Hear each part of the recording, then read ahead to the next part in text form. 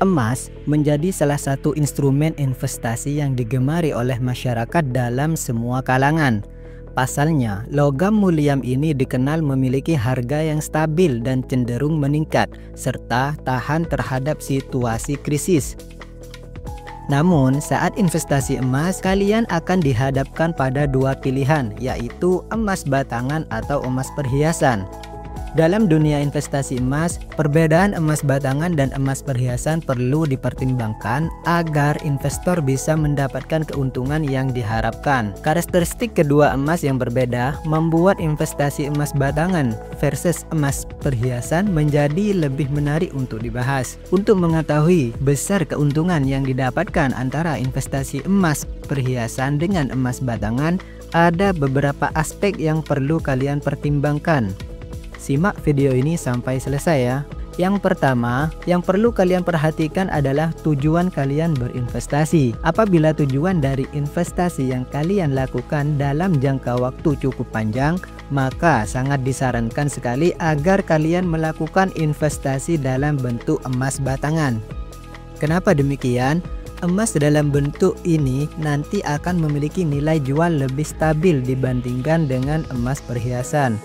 Sementara itu, pembelian emas dalam bentuk perhiasan akan dikenai sejumlah biaya pembuatan yang bisa dibilang cukup besar sekali. Tak tanggung-tanggung, jumlah biaya dari pembuatan emas perhiasan tersebut berkisar antara 15% sampai 20% dari nilai emas itu sendiri. Hal ini yang pada akhirnya membuat kalian kehilangan sejumlah uang yang telah kalian bayarkan sebagai biaya pembuatan emas perhiasan yang sudah kalian beli. Meski begitu, emas perhiasan ini bisa digunakan sebagai aksesoris yang bisa menambah nilai penampilan seseorang, sehingga tepat untuk dijadikan sebagai perhiasan dalam penunjang penampilan seseorang. Yang kedua, yang perlu kalian perhatikan adalah kadar emasnya.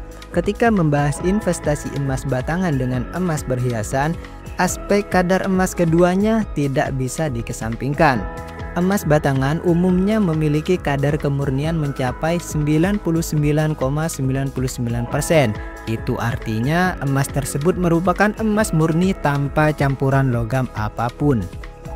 Adapun emas perhiasan memiliki kadar kemurnian yang lebih rendah dari 70%. Campuran logam lain di sini diperlukan untuk meningkatkan ketahanan emas. Hal ini karena emas dalam bentuknya yang murni ternyata mudah ditempa dan cenderung lunak. Maka dalam membuat emas perhiasan diperlukan campuran dengan logam mulia lain agar tidak mudah gores atau penyok.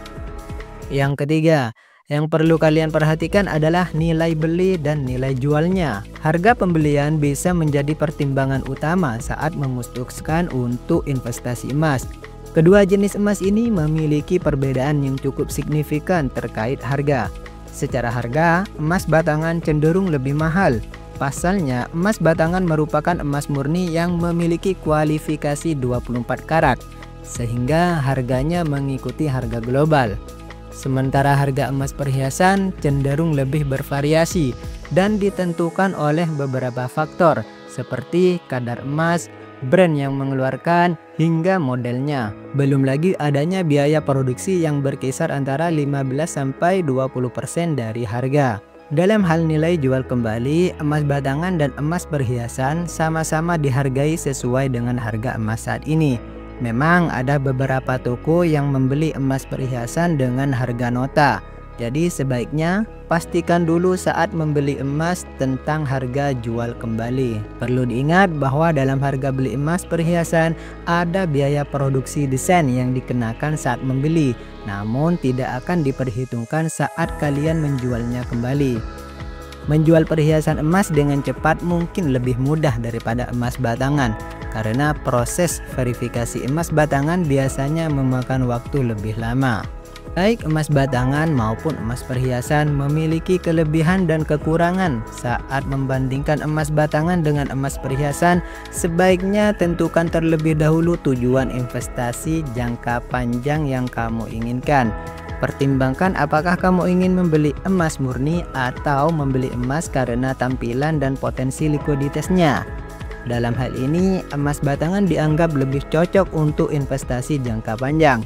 Sementara perhiasan unggul dari segi likuiditasnya.